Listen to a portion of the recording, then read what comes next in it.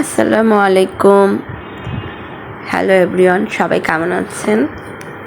আমার গলাটা ভাঙা, এত ঠান্ডা লেগেছে, এত কাশি হয়েছে বেশ কিছুদিন ধরে, কথাই বলতে পারছি না ঠিক মতো।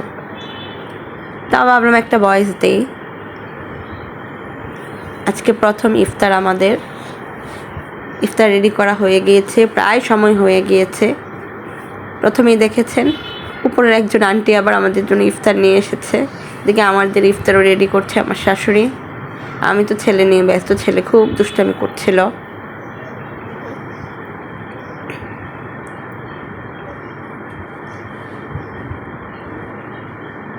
মোটামুটি টুকটাক সব কিছুই করা হয়েছে, বেগুনিটা বাদ দিয়ে আর আলুর চপ বাদ দিয়ে।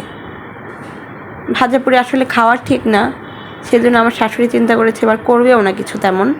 তাও মাঝে মাঝে কিছু একটা তো করতেই হয়। আমার শ্বশুরও একটু অসুস্থ, সব কিছু মেয়ে ভাবলো যে আজকে একটু করি। একটু ছোলা করেছে, একটু পেঁয়াজও বানিয়েছে। এটা আমাদের ইফতার। আর সবাই কি কি ইফতার করলেন জানাবেন। সবাই ভালো থাকবেন। আসসালামু আলাইকুম।